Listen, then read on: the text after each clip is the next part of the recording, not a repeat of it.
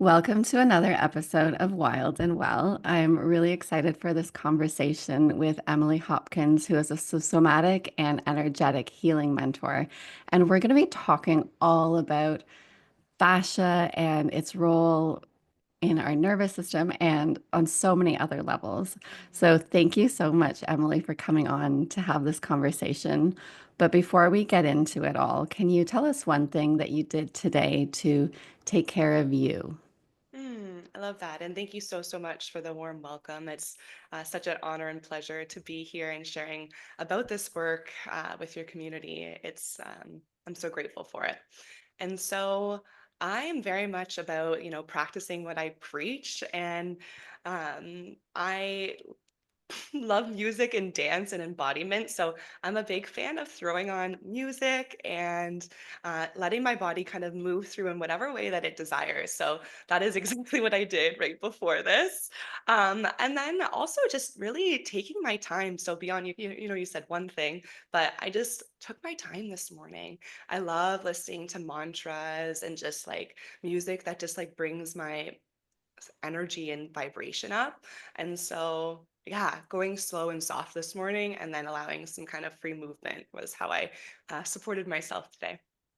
That's an incredible way to start the day and a really nice way to prepare yourself for a conversation. Thank you. Thank you. So, can you share about yourself and what it is that you do? Hmm. So I am so passionate about the nervous system, as we'll come to see a little bit more. And I really truly believe, and I think we're coming to understand that the nervous system is really this kind of foundation of our health. And when we can have what I like to call as a resilient nervous system, we're able to really move through the ebbs and flows of life. And so that's really what my work is all kind of prefaced on. And really, how do we find that power within to support ourselves? And so I love blending ancient practices with science. And so, kind of the spirituality, but coming to learn that these spiritual practices are actually scientific as well. So that's a big part of my work is kind of empowering with that education piece, having fun and playfulness within. And again, yeah, empowering others to know like why we're doing what we're doing and like how this impacts us emotionally, spiritually, and physically. Um, yeah, I would say that's kind of the grounds of my work. And I guess beyond that, the kind of place and people that I mostly would work with are folks who perhaps have experienced different traumatic events within their life. Perhaps they've been through prolonged periods of stress. And so the essentially folks who are in a space of disconnection from their body, um, where they're maybe really great at intellectualizing or masking and putting on that front, but inside there's a lot of pain or dysregulation and hurt. So that's kind of the work that I do, and I'm so passionate and grateful that I get to share this work with people in the community. Yeah, that seems so needed because I think a lot of the time we are in our head, whether we've been through a traumatic experience to have us separate and dissociate from our bodies, or it's just what our society has valued and being cognitive and thinking and rational and almost honing those skills and not honing the skills of being in our body. So I think the work that you do is so needed for so many of us. Thank you. Truly. It's work that's changed my life. And I think you nailed it on the head as well. And I think it's important to preface is that we don't need to necessarily have had like a traumatic event to be experiencing disconnection. And I love that you highlighted that and that, I think it's quite traumatic that we get to that point of being disconnected and we don't even necessarily have the words to understand that hurt within that in itself. So I really appreciate you mentioning that piece. So if we could talk a bit about fascia to begin with, what exactly is fascia and why does it matter for our physical and emotional health? I know that's probably two big questions to start with, Yeah, but I'm yeah, curious. yeah, absolutely. Okay, so It's really cool. So I want to share a little kind of history on fascia first. That so upwards about 15 to 20 years ago, the fascia, sorry, when we were in cadaver labs, the fascia was actually stripped, removed, and thrown away. And so we only have really been researching this upwards of like this last 15 to 20 years. So I share this because it's so jaw-dropping at the impact that the fascia actually has both on our physical body, our nervous system, and our emotional body. So that's just a little kind of story kind of to keep into mind. So what we do know now is that the fascia is this beautiful web of tissue that literally connects us from our heads to our toes. And it's almost as if we have this kind of full body suit within that's supporting all of our muscles, our tissues, our tendons, our bones, our organs, in between all of these structures as well. Um, it's quite literally almost everywhere on our internal structures, even towards our even our digestive tract, the respiratory tract, so all the tubes there. So quite literally everywhere. And what's really interesting about this is when one area of the fascia is impacted, it creates this ripple effect. And so when we have heard of that, we're all connected, this really takes it to that literal level. And so um, the fascia isn't just this physical specimen or tissue. It's really intelligent, it's sensory, it's adaptive, and it's malleable. So it's really important to kind of think of. We think of the fascia as just being this tight, tense tissue, and while actually, I'll correct the way I said that. The fascia naturally is a bit of a tense tissue, so it's kind of important to realize or to kind of share that um, there's a natural tightness to the tissue, and we can go past that through emotional experiences, prolonged stress, and so on. Um, so when it comes to our physical health, like I said, it's kind of all throughout the body. And when we think about the interactions between all these structures within, we can think about how if we have holding or adhesions or trigger points, so that would be what we would call in myofascial world is like the tightness essentially would be adhesions, trigger points, or the uh, knots within it. So just kind of for clarity there. So when we have have this, our fascia is impacted with um, these experiences, then it can impact our posture. It can impact our ability to actually take a full breath. So when we think about holding patterns and being braced for impact in that kind of sympathetic state, even I just bring my body into that, my belly automatically pulls inward. And so when we're braced in that state, into that physical state for a prolonged period, that impacts how we're able to actually access our breath. And we know a lot of people who are in that chest breath space. It's interesting to understand that there's that physical element to it as well. Um, Beyond that, when our fascia is also dehydrated, we're not able to move as well. So it's going to affect our mobility, our range of motion, and really just not feel as good in our body. Um, and then, and I'll kind of pause because I said a lot of information there. If you have any kind of questions about that part, I have a tendency, I get excited and I just want to share it all. And I'm like, wait a second. Yeah, I think this is all really important information. And so when it comes to that physical side of fascia, if we go and get massages or we work on self-massage and different treatments like that, is that to loosen up those areas? Is that the point of that? Absolutely. And beyond that, so it's like, yes, they're physical, but we're also, when we're working with the fascia in this manner, we're communicating safety to the nervous system. And so there's so many sensory receptors that are located within the fascia. And that's where we get to kind of that emotional side of things. So when we think about the emotional holding patterns and bracing patterns, essentially this is when we have been met with an experience, an emotion that exceeds our capacity to be able to fully express or to integrate the experience fully. And so it leaves us in this state of overwhelm. And so that's how, when the emotions end up being stored in our fascia, the fascia ends up bracing and restricting around these areas. And when we're not able to allow that kind of experience to fully move through the body, that's when we're holding and protecting in that. And this is how, over kind of prolonged periods of time, then these, if we think about clenching, gripping, bracing, any of those type of holding patterns, that's how they become formed, is emotionally first and then into the fascia. So, what are some situations that might make us brace? Like, I first think about, say, if you're slamming on the brakes or you think you might be getting in a car accident, we brace. Is Yeah. that one of the situations? Absolutely. And I love, that's a great question, because these are kind of words like, what does that actually mean?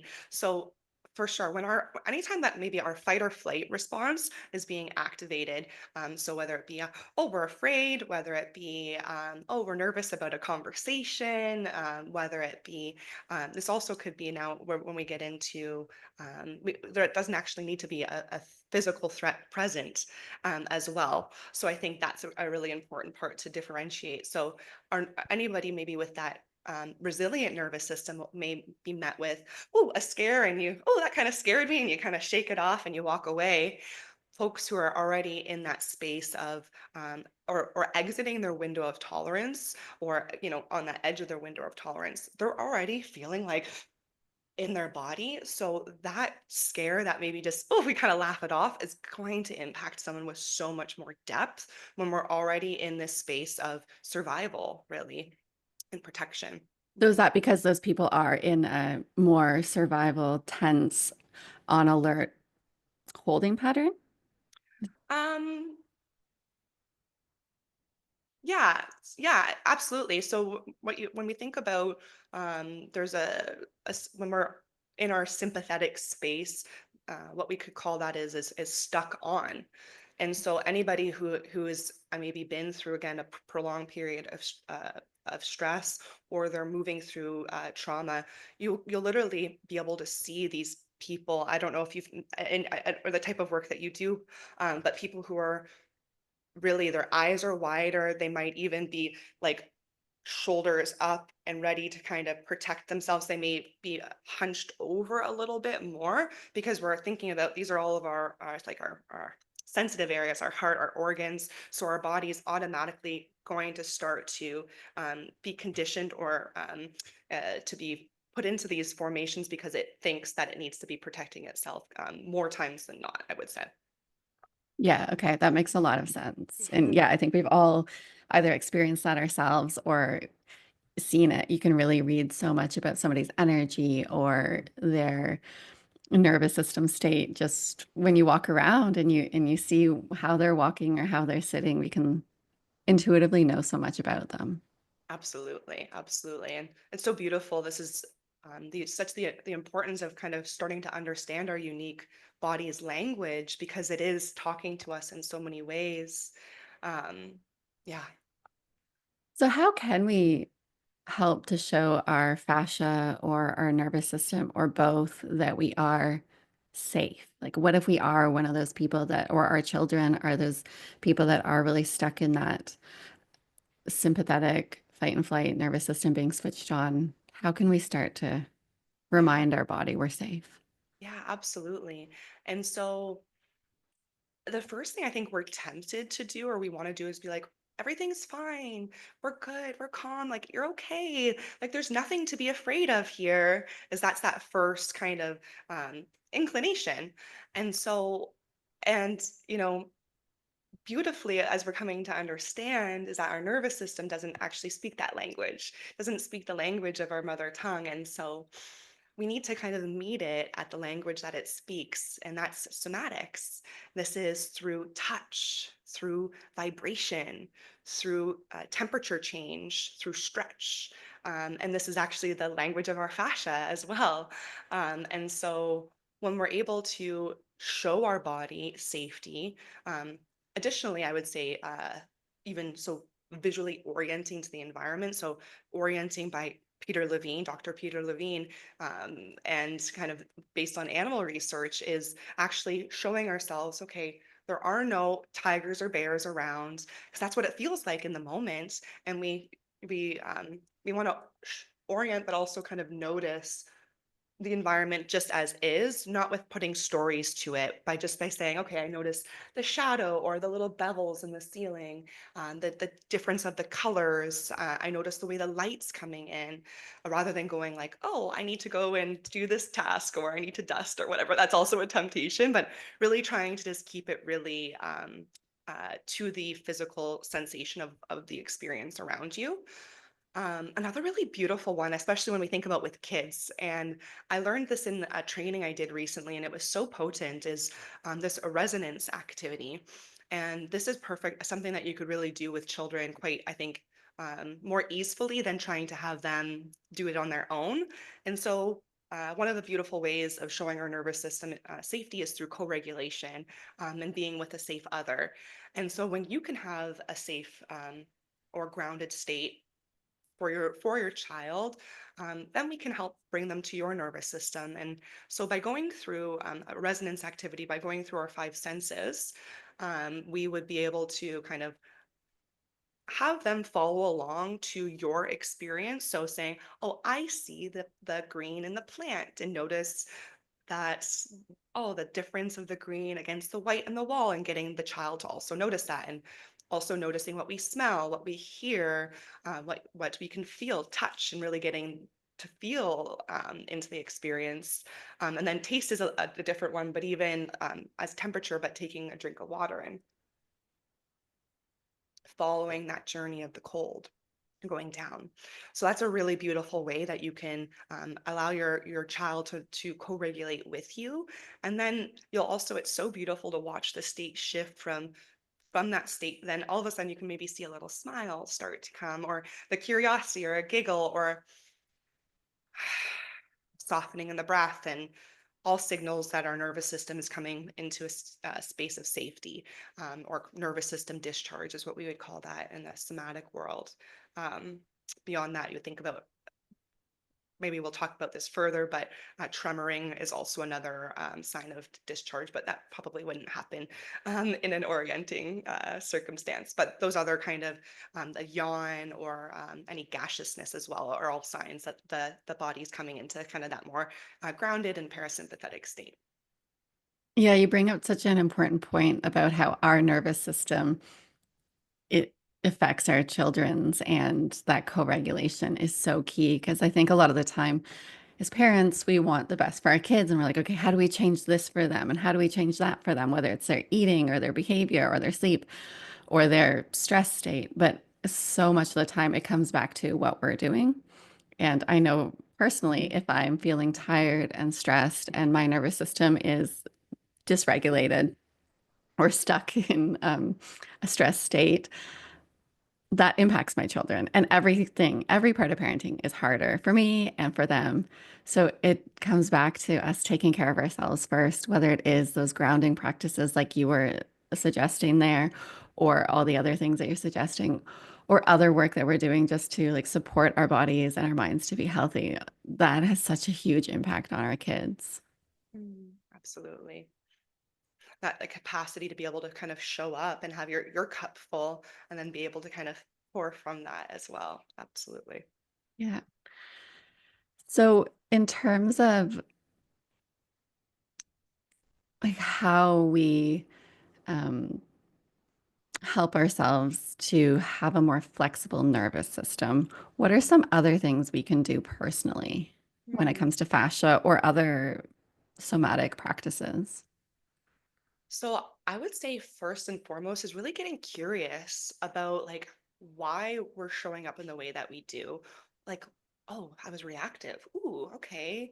Instead of, bringing forth that shame and blame and like, ooh, ickiness, and being like, there's something here. So I think leading with more curiosity is a really beautiful way.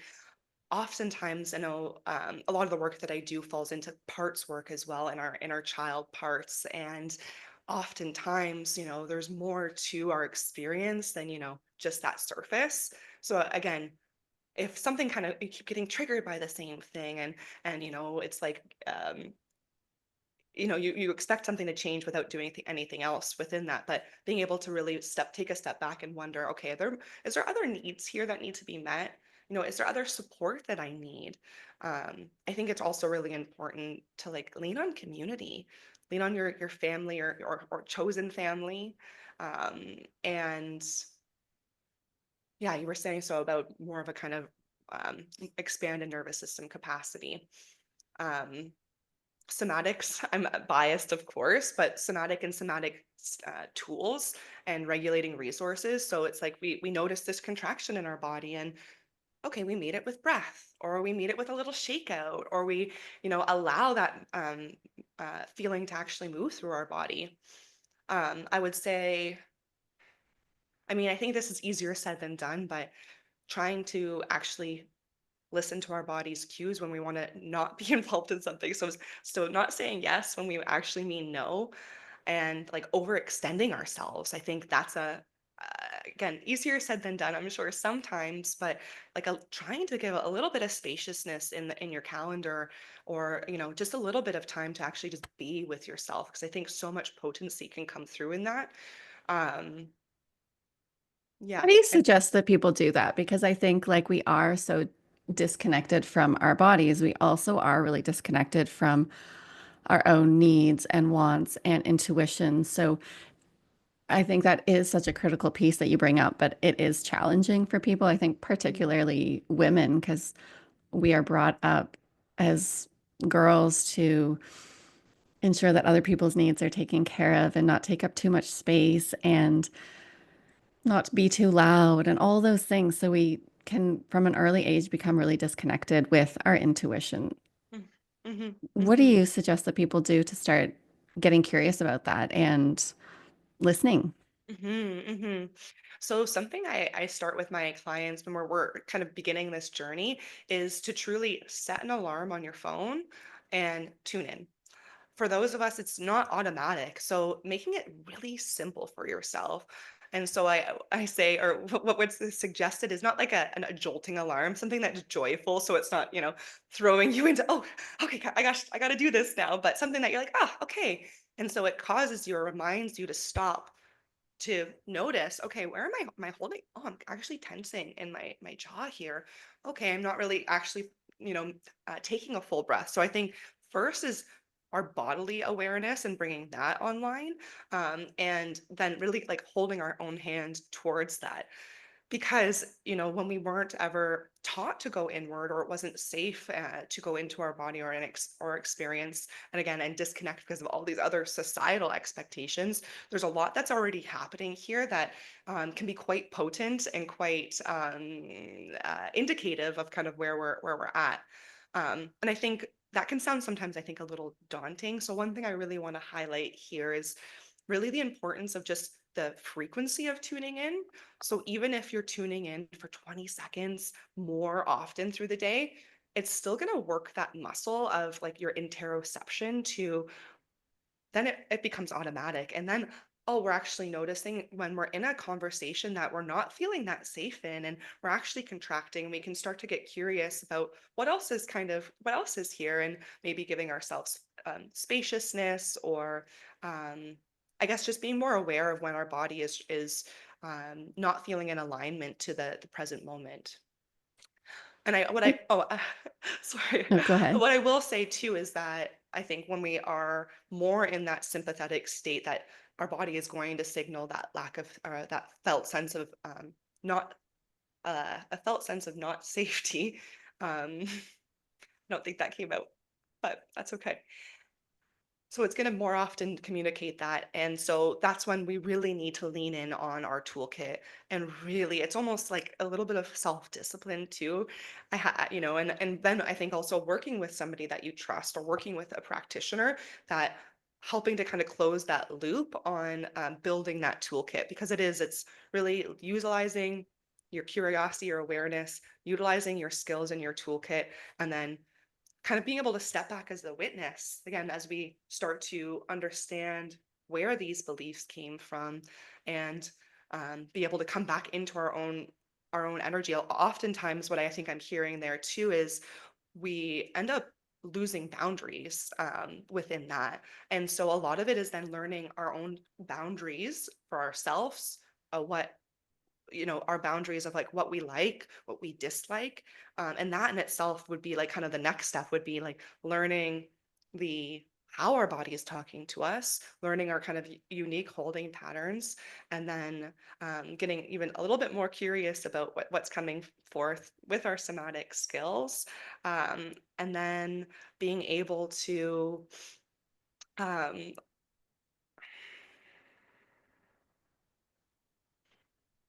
I just lost my train of thought. That's okay. And then being able to kind of bring it all together and yes, just develop then, okay, what do I desire? What do I like? And then being able to facilitate those boundaries for self again. So it's kind of a few steps there. And it is a few steps, right? Because these are skills, like you say. And I think how you mentioned that we need to have some discipline with that. There might be some people that think, what? I don't need to have discipline around like listening to my intuition, but we do. If we're learning any new skill, whether it's getting stronger at the gym or trying to learn a dance routine, we need to practice. And I don't see why intuition is any different and connecting with our body. Those are Mhm, skills that mhm. maybe some of us have, but I think a lot of us don't. Mhm, mhm. Absolutely. And I do say it's like what we say, it's like reps at the gym. And you show up, it gets easier. And then often then you don't even have to think about it eventually. But it's like a muscle that you have to work. Absolutely. Yeah. And you mentioned their interoception. So that is the internal sensations in our body. Can you explain how interoception and then proprioception, which is the awareness of what, like your body in space, is that right? Mhm. How those support our healing? Like, why is that important that we understand these two sensations? Mhm, mhm. Yeah, I love this question. And so interoception, you already said it, and I'm just going to kind of piggyback off of your definitions that you gave there. And so when we think about our felt sense, that is interoception. And so this is our ability to notice our heartbeat change, our temperature change within, notice that tension starting to build, and notice when that like, kind of physical discomfort comes forth. Also, on the contrary, it communicates joy and openness and flow and being able to feel that into your body. And then we have our proprioception, like you said, that awareness of where we are in space. And so when we our body doesn't have that awareness. So when our interoception, we're not able to kind of communicate that to our nervous system, or we're not able to understand our internal feeling. Our It's going to communicate a sense of disconnection and then further a sense of danger to our nervous system. So when we think about folks who experience chronic pain or folks who maybe, had so many tests and they still can't figure out where this pain is coming from. We take a step back and have this understanding of our nervous system and the impact of our fascia. That's really what I've come to understand is one of the keys to understanding that pain or that message of pain in the body. So that's kind of one element. And then further, when we think about safety, just in general, then that felt sense of groundedness, presence, being here and now. This is also going to impact like our balance and the way we actually can move in space as well. So if we're having a lack of awareness of where we are in space, then it's gonna impact yeah, the balance as well. So I would say to kind of simplify the impact of proprioception and interoception is really to communicate that felt sense of safety within to the nervous system, and communicating where we are, and thus further communicates awareness and safety and less pain.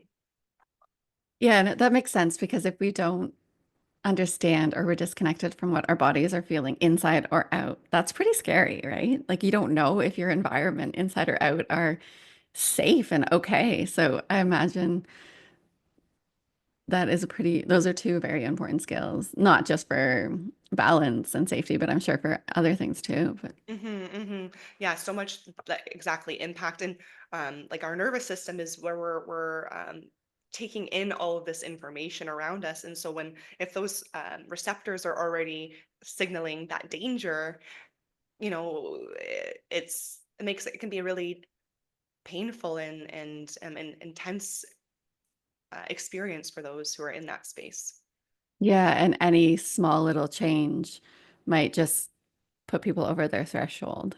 You've got it exactly, and that's when we think about like I bursted at the what thought was at the drop of a pin, but all of this was already happening, and that capacity just finally.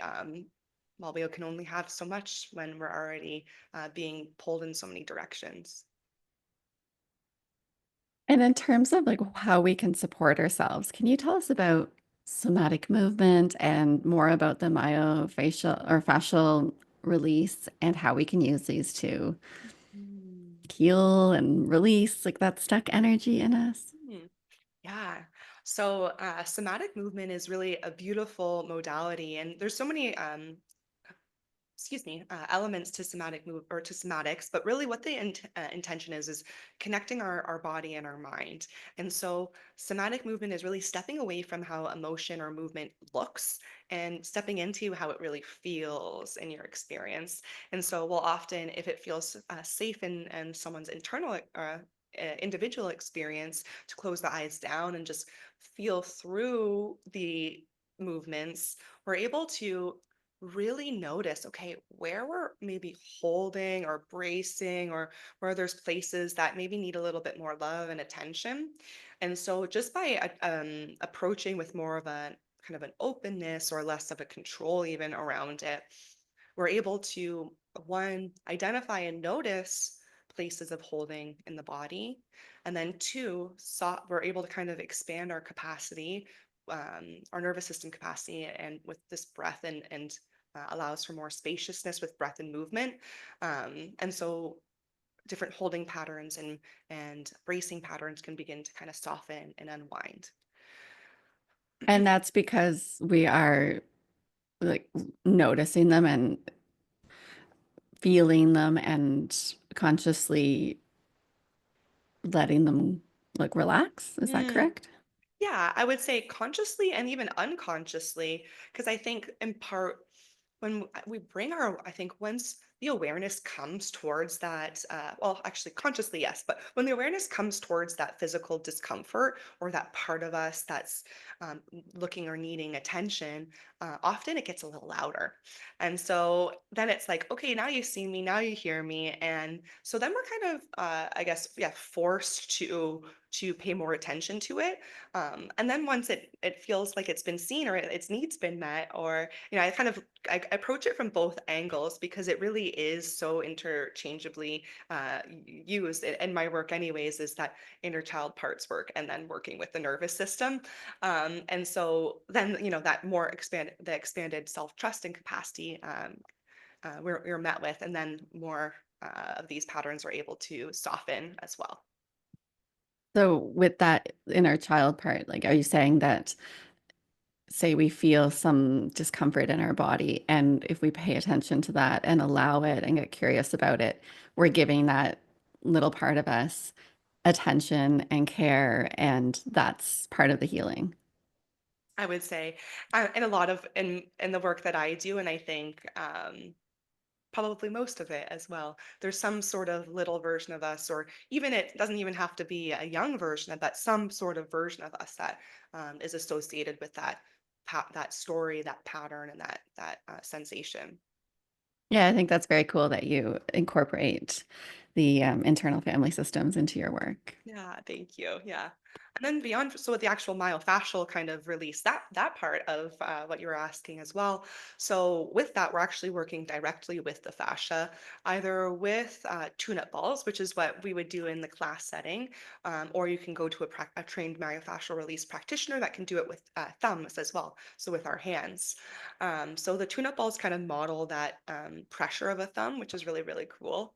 And so when we're working directly with the fascia through compression, um, the stretching and the massage and kind of shearing, and there's different kind of techniques in myofascial release that helps with the fascia itself. We're able to soften and yeah, soften these trigger points, adhesions, and kind of holding patterns physically within. And so this is going to impact our ability, our posture again. It's going to impact our ability to move more easily.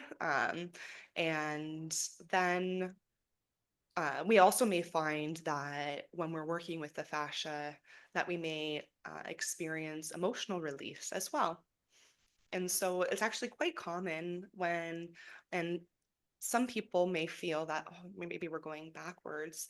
And I really want to highlight this is it's actually a really beautiful thing is that our capacity is expanding and that there is actually more safety and trust being cultivated when memories, sensations, and emotions are being surfaced.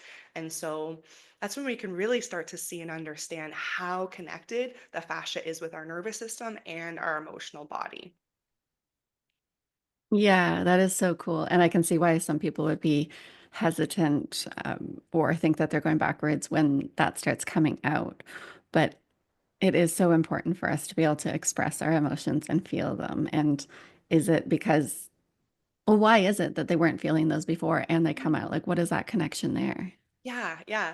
An important element that I would say is leaning into self-trust and knowing that our psyche and our psyche will never release anything that we can't hold. And so that is kind of one preface when we go into this work, especially when we're in that trauma renegotiation space, when there is probably fear to go back into some of those memories, is to really trust that what is meant to come forward is ready to be witnessed and processed. And so that is kind of one element I like to say. And then, um, sorry, could you repeat the question? I kind of it was Yeah, I'm just wondering, how does the emotion get released? Like, yes, what is yes. that? Yeah. I love it. I Mhm. felt that before, but I'm just curious about what the mechanism is there. Yes, yes, okay. And so when we think about the actual the mechanism, so the fascia itself is so densely innervated with all of these sensory receptors, upwards of like 250 million, um, that are communicating with the nervous system.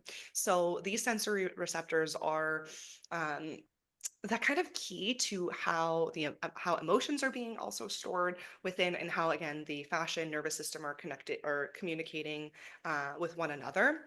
And so when we're working with the fascia in a way that signals safety to the actual fascial tissue, then naturally that kind of little bit of an expanded capacity. It's like these emotions and memories can be actually physically stored in the fascia through trigger points, through adhesions, and through these physical discomforts. So when we're softening and working into those tissues, um, the memories that could be associated with it then are also able to soften with it as well.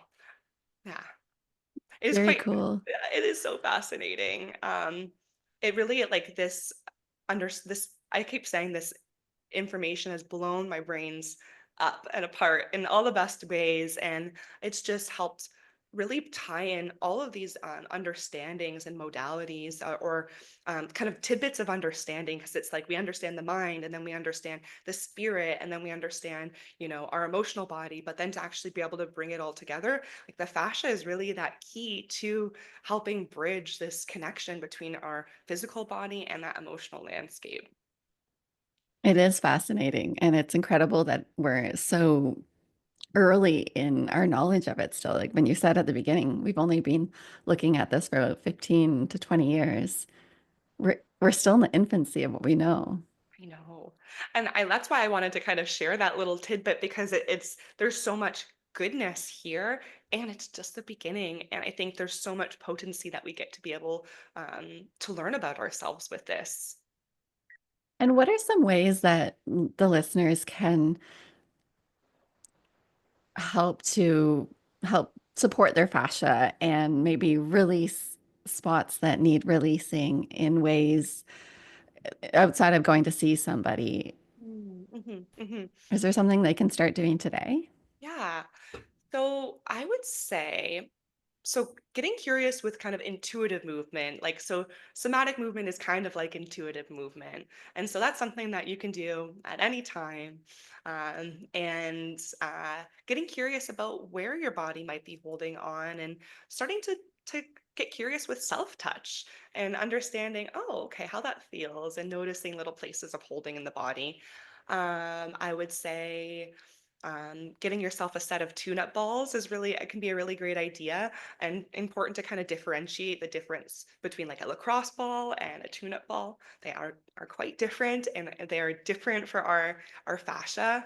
Um, One thing that I really want to debunk in this work is that the sense of like no pain, no gain, and that is not the approach that I mean that I like to lead with, and the way that my mentor shared with me as well. And I think there is a lot of that like go hard push through or there has been in society, and the crossball is kind of continuing that idea as well, I think.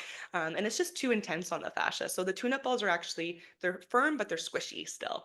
And so just kind of getting curious with rolling out your own body, and uh, some practices that you can do would be like even shaking or jumping. That's a way that we can communicate with our nervous system and our fascia. Um, yeah, I would say, and just leading with curiosity in your physical experience and just understanding like how your body is talking to you along the way. Yeah. Yeah, I think most of us could have check-ins daily, like you said, reminders on your phone earlier to check in with how our bodies are feeling. And you mentioned intuitive movement and somatic movement. What does that look like? Is that just like standing up and just moving your body however you feel like you want to? Or is that turning on music and dancing however you want? Like, what does that actually look like? I love that. Yeah. I would say like choose what feels really true for you. And for me, music is a really potent mover and it's also a beautiful way to kind of express. So I'm a fan of putting music on and letting my kind of body move through that. And to your point, it's really just letting your body move in the way that it feels like. And just kind of getting curious and maybe trying different movements that maybe you wouldn't want to try around other people and just playing. And I think, yeah, bringing some of that playfulness forward is really good as well. But it's, I think, individual preference with the music or not. Okay. And can you walk us through a simple embodiment or fascia-based practice so we can get a sense of how we actually integrate this in our lives? Yeah, absolutely. We're going to go through a little bit of a movement practice here together. I'll put a little bit of music on for again, my own preference. And so for listeners, before we go too far, we're going to make sure we kind of really notice where we are in space and really make sure we can feel our bums, feel our feet, possibly if we're sitting, and maybe if we're driving, we want to come back to this practice afterwards.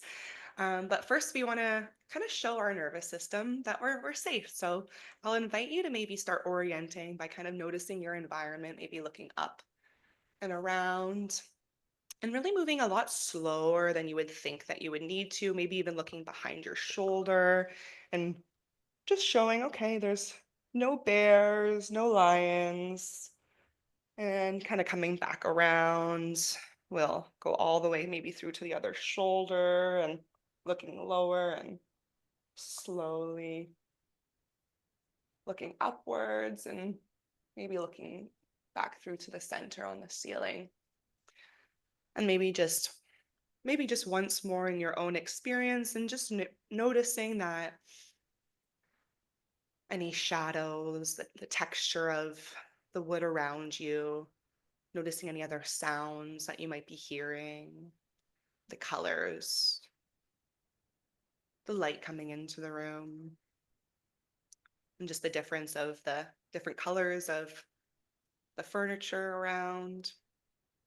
So just kind of showing that we are safe here.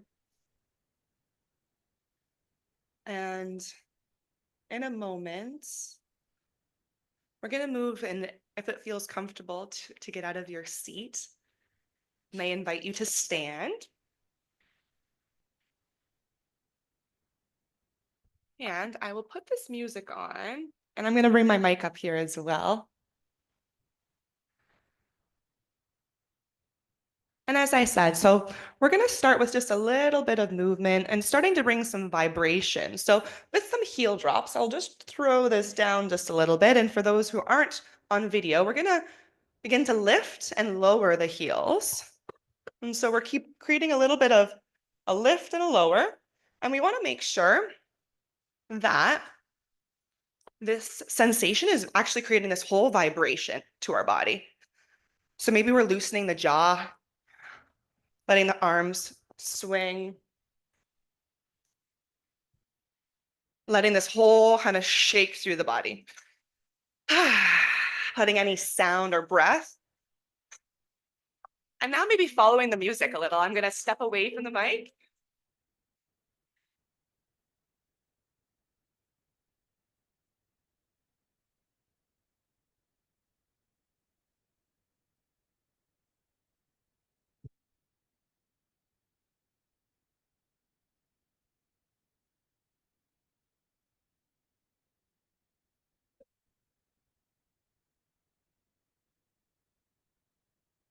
So just noticing that sensation within, and we're going to stay with this for at least 2 minutes. So continuing that shaking, that whatever movement, maybe we want to take up a little more space with this movement by starting some of that shake.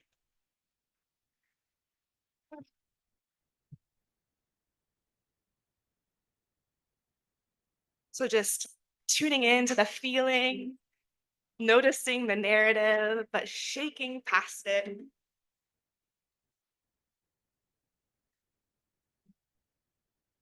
Just really shaking with all you've got for about 30 more seconds here.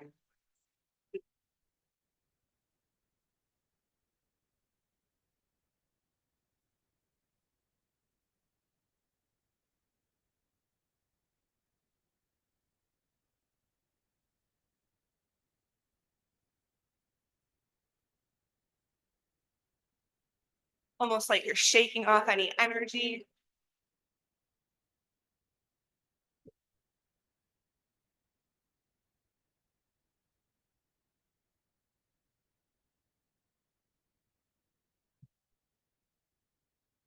We're going to come down into stillness, really feeling your feet beneath you as we come into a powerful pose, whatever a powerful pose means to you.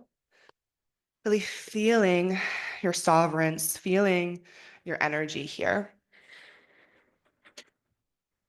And continuing to stay standing right where you are. Taking a great big inhale through the nose. Take another little sip in. Big sigh. Ah. Perhaps another one just like that on your own. Maybe shake it out. That feels good. And so I invite you to really notice within your kind of echoes of impact, is what we would call this. So just really noticing any tingling, any trickling, any heat as you kind of come back into your experience. I'm also going to invite us to start to kind of notice our own kind of awareness of our body and space. So we may want to feel our own boundary here. So just gently putting out a hand and just feeling your hands in space. Maybe feeling any tickling and just bringing the arms up slowly. Feeling your whole field, feeling your power, feeling your body in this space.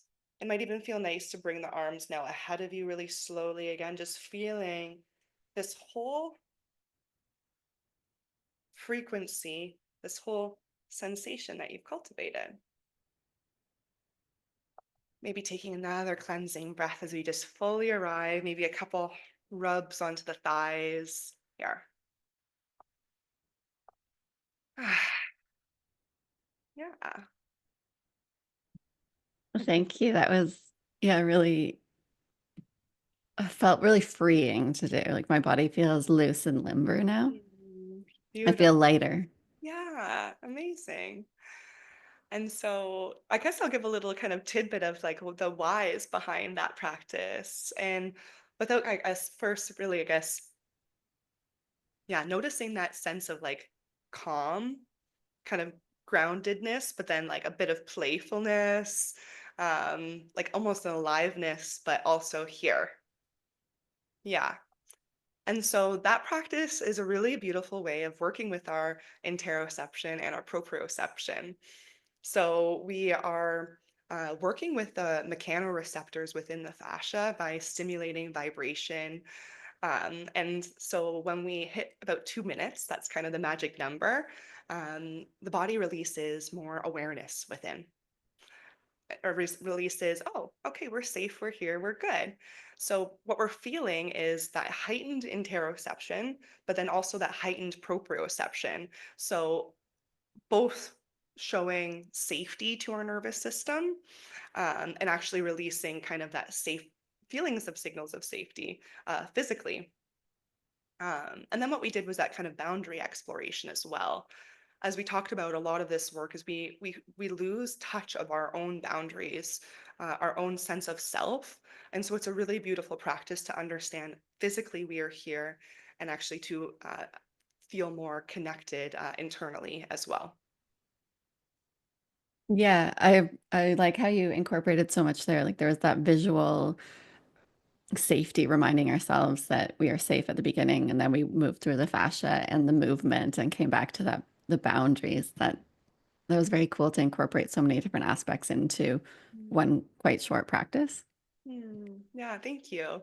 And what is really important, and I appreciate you for noticing that, is when we move into what is an edgier practice, that maybe shaking and movement might be edgy for some of us, to just go into that without orienting for safety first can be really going too fast, too soon, or and it could be too much for some.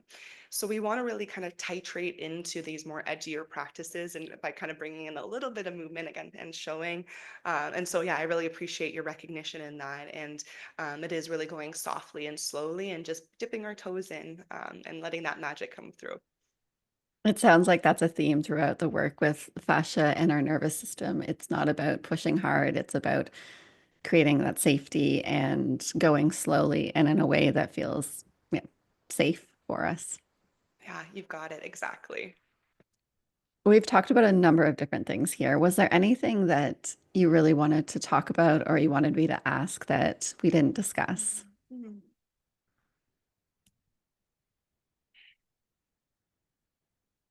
I feel like we've hit on everything that was really, I think, important in regards to the fascia. I think one thing that we could talk about is kind of how we might move out of that sense of like that stress mode, maybe a little bit.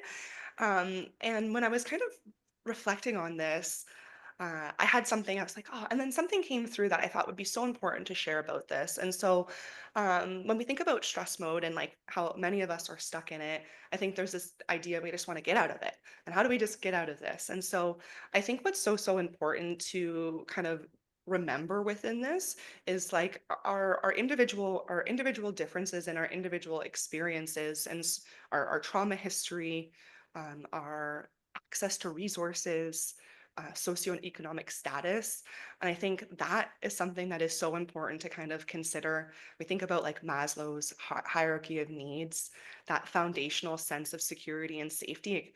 That's where it all really begins. And so I think sometimes we can be pushed into a shameful space of feeling like, oh, well, I'm doing all the things or trying to do the things. But if there's these foundational elements that we're not being able to, have our resources met, or we're stressed about income and stressed about getting food on the table, foundationally, that's going to impact our nervous system and our space. So I wanted to kind of preface with that element, because we can say all the things, and when we already do feel that kind of feeling within, um, that's important to make space for.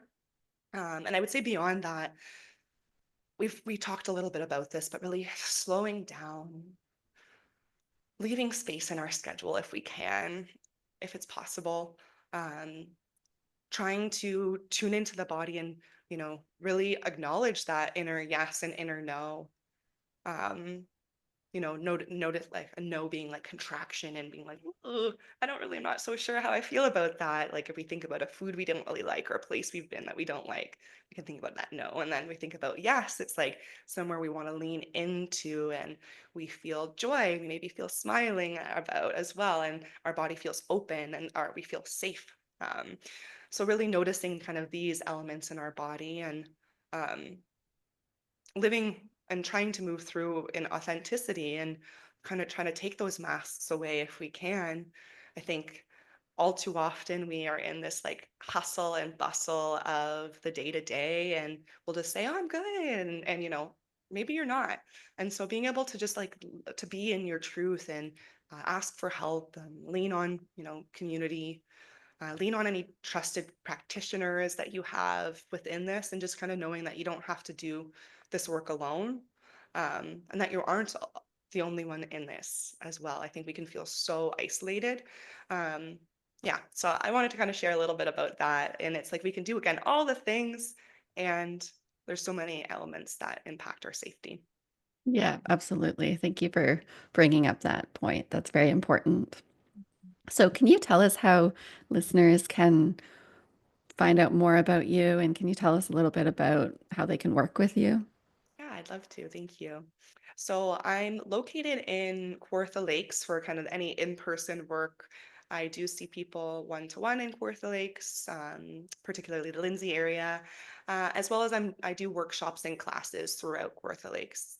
I'm bridging into the online space. I have an online somatic wellness community. It's called Nourish Me. Beautiful place that you can dive into these practices that I've talked about.